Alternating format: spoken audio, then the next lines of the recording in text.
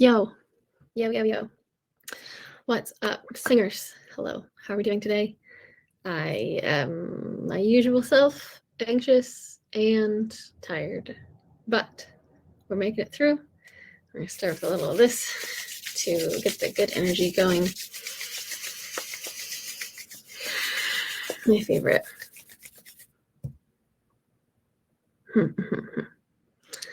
So, I hardly ever have an idea what I'm talking about today, but it occurs to me. Hello, welcome. Thanks for being here. Just starting, getting people to come in, hanging out. I like to kind of just see what comes up. If anybody who's on here has any questions or things that they've been dealing with it with their voice, if you want to put it in the chat, let me know. If you have questions, I can hopefully answer them. But mostly today, I think I want to talk about style and genre and just how close they all are to each other, and also just how far they all are from each other. I have a lot of students who are pop rock oriented, mostly pop. And so that requires different tones. And by tone, I don't mean the notes that they're singing, because that's pitch, which is often confused for tone. But by tone, I mean the color and the shape of the note, the texture of how it feels when you hear it. So like, for example, I can do a note on many different tones, right? So I can sing one note, and I can sing that one a little more poppy, which basically what I just did was bring it more forward and bright. And I can sing it a little more musical theatery, which I just created a little extra space in here. And this is all very one way of thinking. Like, there's a lot of different tones that make up musical theater, and there's a lot of different tones that make up pop. But I just want you to know that the power is in your hands. Like, you don't need to do many hours and hours and hours of training in order to have a poppy voice. Like, really what I tell people to do most when they're first starting out in a different genre than they're used to, or just kind of just learning how to add more power behind their voice, is number one, play around in your whole range, just to make sure you are stretching your chords, make sure you are opening up your space. So I want you to play with not only your notes and your range at the bottom and the top and in the middle, but also the tone in which you say them. So the space in here in your pharynx, which is everything above your larynx, is the space that resonates. The shape of that can change almost everything about how your voice is perceived. So that's why voice actors have a job, right? So what I was just doing was changing, number one, the placement of where I'm putting the notes. So if I'm putting it back here and kind of head voicey and light and fluffy, or I'm moving forward on a spectrum to a more speaky, more pressy, more bright and powerful.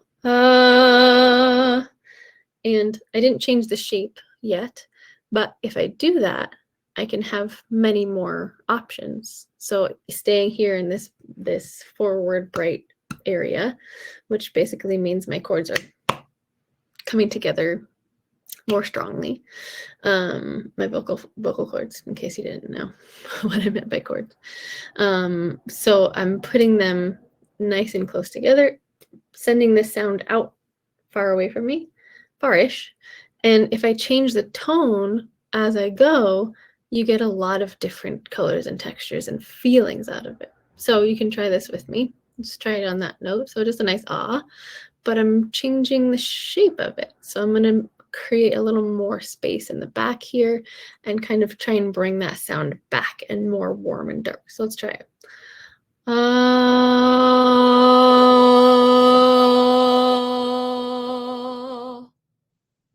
So I have my tongue relaxed down. I separated my back teeth a little more, created more space in the back. What I'm doing is just making my pharynx a little bit bigger And just that teeny little change changes so much about how it sounds and how it feels.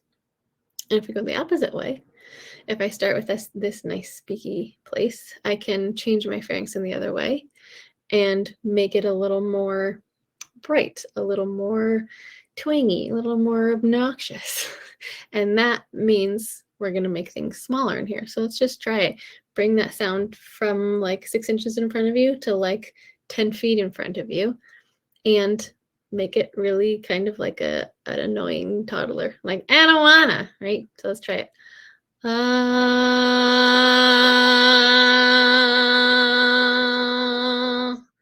And what I can feel happening in here is my tongue is closing back a little bit. My pharynx shape is closing from this to this a little bit,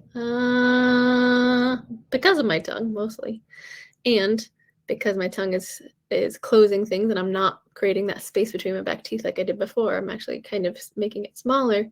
It happens, so happens that when you make things smaller, the tone gets smaller, right? It gets more obnoxious. The high parts of that tone comes out more, so it sounds more bright and small and tiny, and like that obnoxious little toddler sound, right? If you think about it, a toddler has a much smaller larynx, a smaller instrument than we do. So in order to sound like one, you have to make yours smaller. Like, what's her name? The lady that did the voice of Tommy Pickles for many years. I can't remember her name right now, but she's an incredible voice actor. And she sounds like a normal human being, a normal adult woman. And then all of a sudden she goes into Tommy Pickles and goes, hey, yeah, I'm a terrible voice actor, by the way. I can't get the notes right. But it's like, hey, let's go do this, right? And you sound like a little kid. Or one of my favorite examples is when you're trying to act, like have the voice of a little tiny animal. Like one of my favorite podcasts is called Off Book. I was listening to it this morning, and there's a guy in it named Zach Reno, and he was playing a little bat. He's playing a bat, and of course you don't want the bat to sound like, hey, I'm a bat, right? You want the bat to sound like, listen, I'm a little bat. Hey, I'm a little bat. I'm a little bat. I'm a little bat. And so my tongue is cutting off half of my mouth right now because I'm trying to make it an even smaller sound. So if you go to the extremes, it can kind of show you which way we need to get to in order to play with these different tones and different sounds that you're trying to make in your different styles and genres of music that you're singing. So that's why a human can sing a certain song in many different genres. Like, I don't know if you've watched like on Jimmy Fallon, they do like this wheel of musical impressions, and they can sing any song.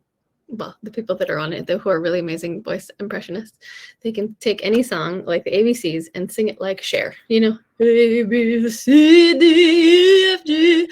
Or you can sing the ABCs like Elmo, A, B, C, D, E, F, G. And again, I'm a terrible voice actor, so please don't come at me for this.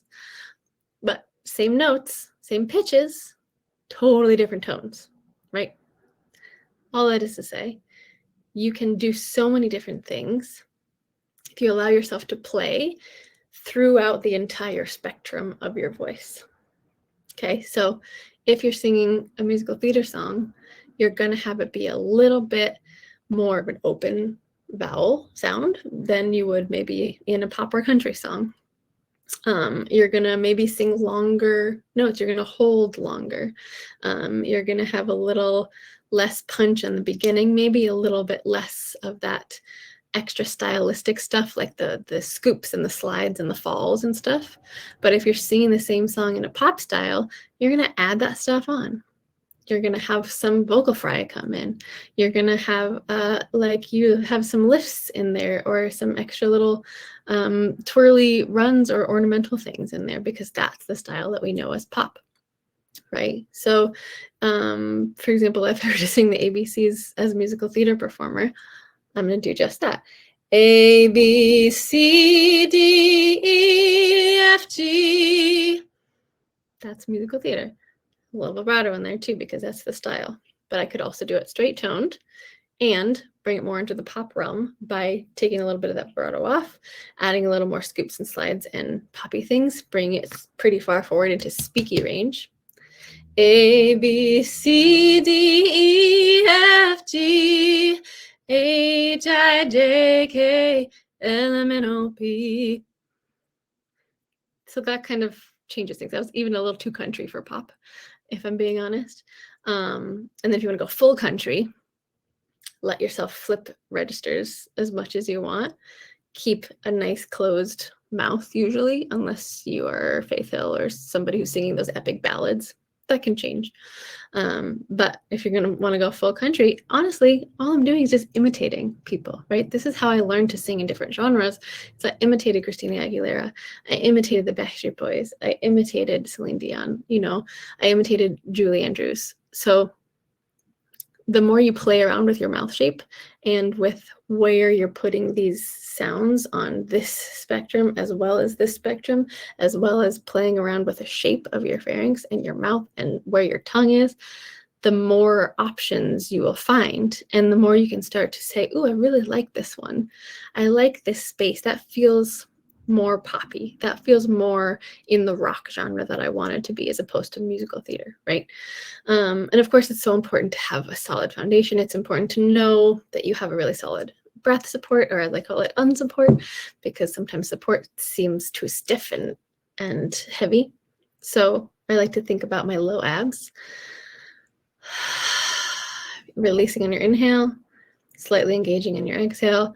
And once you have that foundation, once you have the airflow down, and once you're not afraid of making noise and making weird noises and stupid noises, that's the best place you can possibly be in order to play with these different genre things, right? So if I were to go full country on the alphabet song, it'd be like A, B, C, D, E, F, G, H, I, J, K, L, M, N, O, P.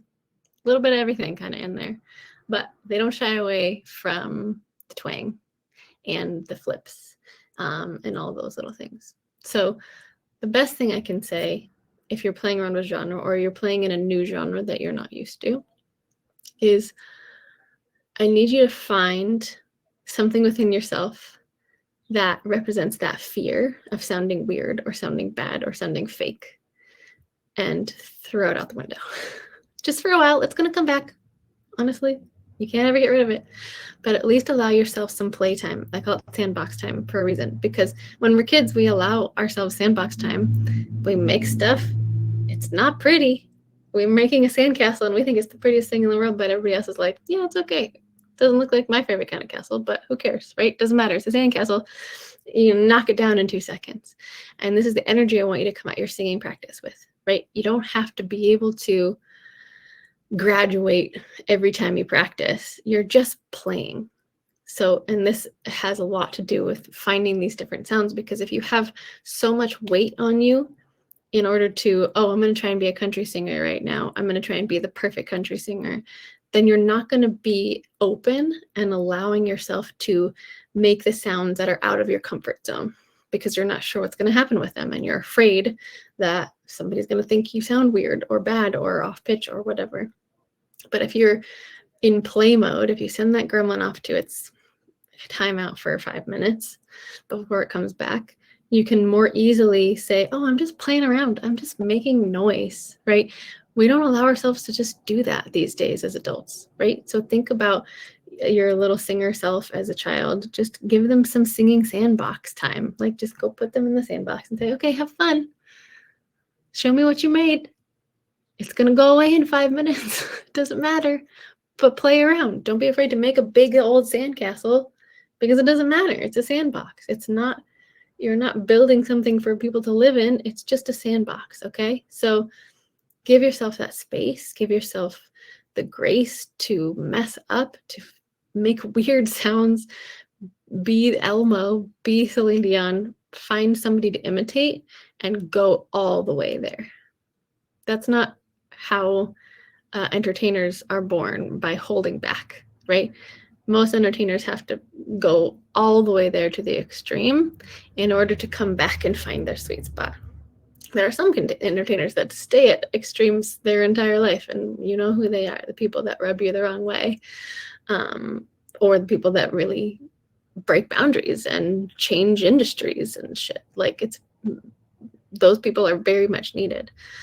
It doesn't have to be you. It can be, but it doesn't have to be. But at least in your own time, I want you to be the boundary breaker. Because finding different tones in your voice is never going to happen if you're only allowing yourself to do what you already know. Yeah? Does that make sense? Let me know if this is landing, if you feel this in any other parts of your life too.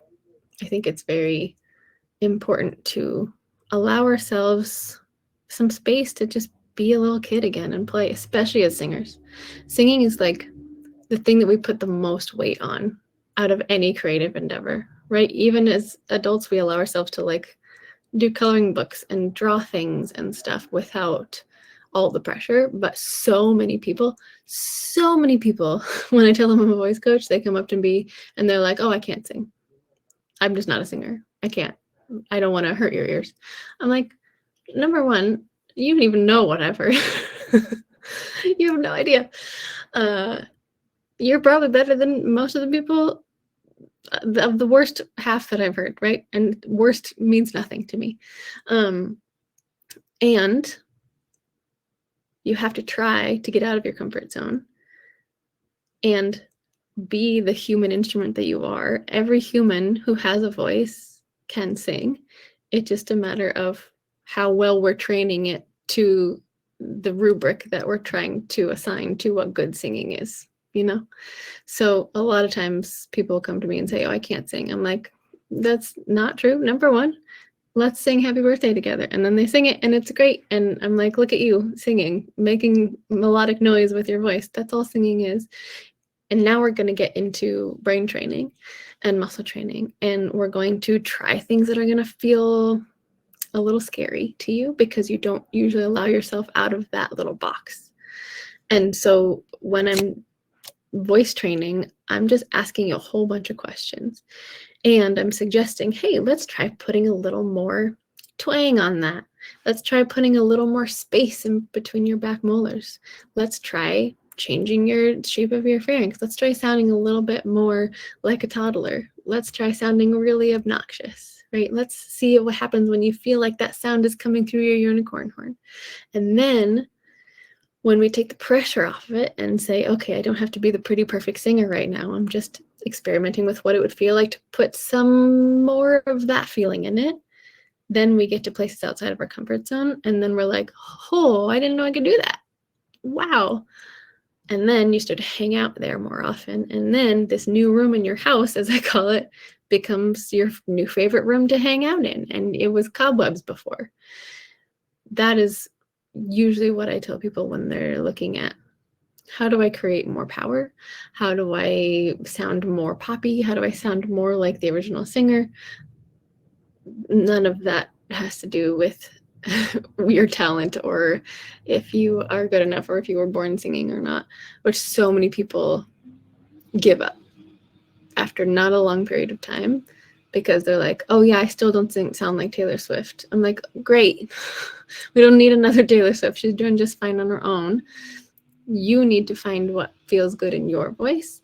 And also, once you get out of your comfort zone, once you start finding these new rooms in your house, new tones in your voice throughout your whole range, not just the comfort zone of your range, that is where you find the most beautiful parts of your voice. That is where you find the parts that feel the most authentic. That is where you find the parts of your voice that connect the most how you're really feeling. Because that's what we listen to music for, right? We listen to music to hear somebody say something that we are feeling.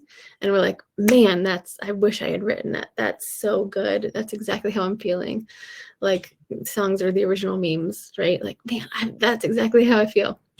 Thank you so much for singing it like that, because most people don't do this for a living. Most people don't open up their hearts and show the world and let their voice do everything it possibly can. And so us as singers, we have this responsibility to ourselves, first and foremost, but also our audiences to explore what your voice can do. Because if you just stay in this little teeny box of where you're comfortable with in your speaking range, you're not going to be able to express the desperation, the longing, the in love moments, the angry moments that we search for in music. Like if you're holding yourself back from making weird noises, you're not going to have the pop sound that you want. You're going to be singing pop songs in a musical theater style. And if that's not what you want, then you have to be willing to give yourself some sandbox time and play. Imitate the person that you're trying to get in more into their genre with, and at the same time, let go of what they sound like. And you're not trying to sing exactly like they are, but you're trying to find a little more of that flavor. Yes, so at the beginning I was talking about, if you want to sing a musical theater song, you got to have so much space, right? A, B, C, D, E, F, G. Lots of space, lots of vibrato. Usually classical musical theater is different than modern musical theater, etc., etc. And then if you want to take that full country, you got to go small and forward. A, B, C, D, E, F, G. And then have some little check marks at the ends of your phrases.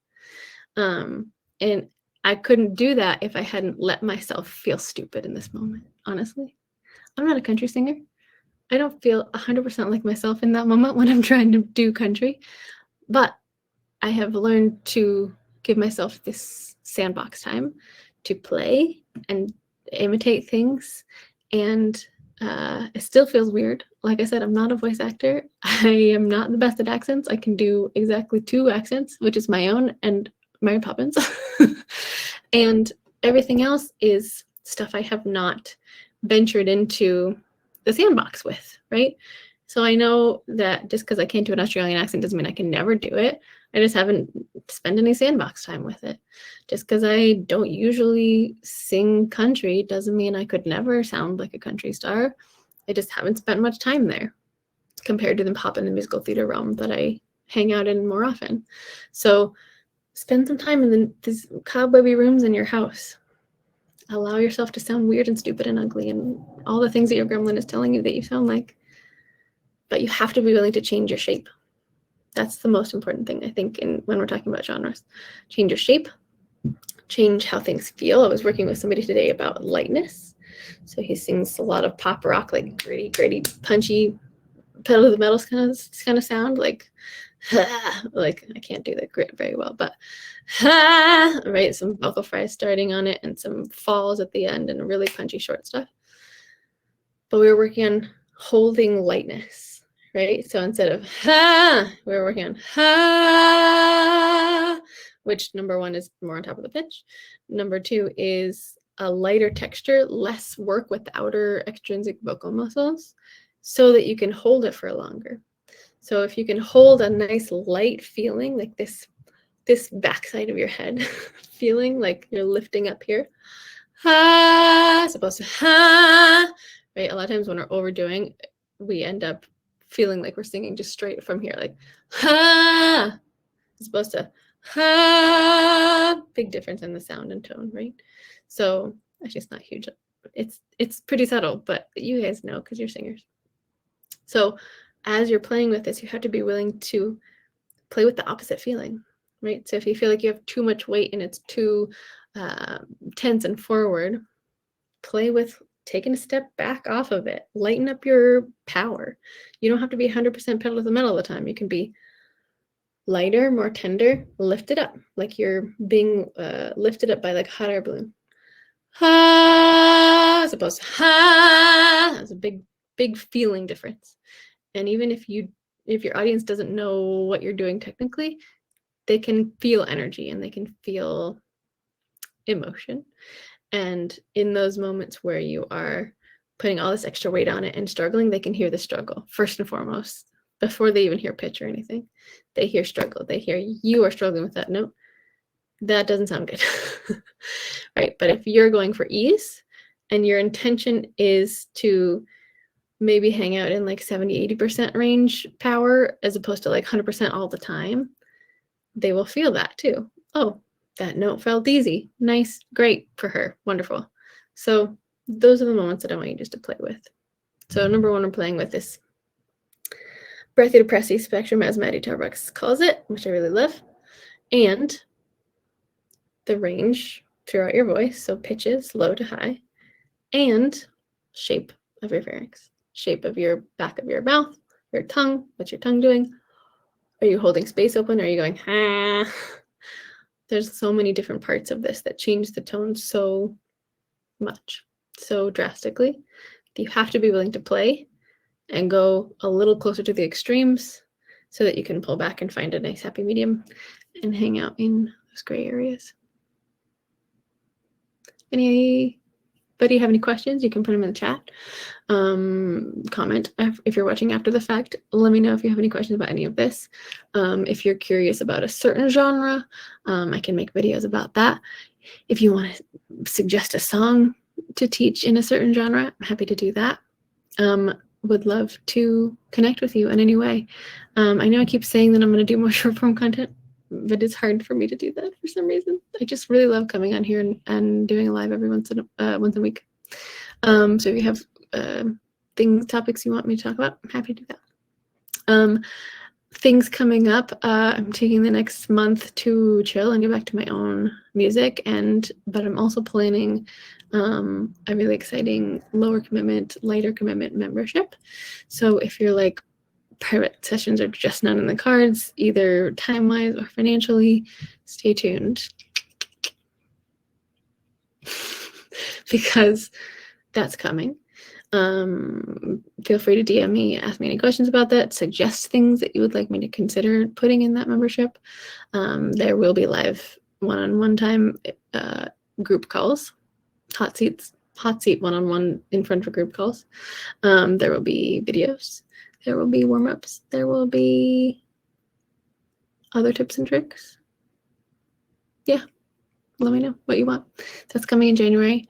If you've already been in Vocal Magic, look out for Vocal Magic 2, also coming this spring. If you are brand new, welcome. Go check out the stuff that I got up in the thing in the place. There is an ebook that you can get for free. There are my warm-ups that you can get for free. There is I still have my Black Friday deal up, which has been up for months now because I forgot about it. A little bundle of workshops that I recorded, basically equal to the first month of lessons with me. My 3 most important concepts that I think will change how you view your own voice in the 3 hours it takes you to watch all of them, which you can do over 3 days or 3 weeks, whatever you want to do. They will be yours to watch. That's it, I think. Thanks for being here. Love you.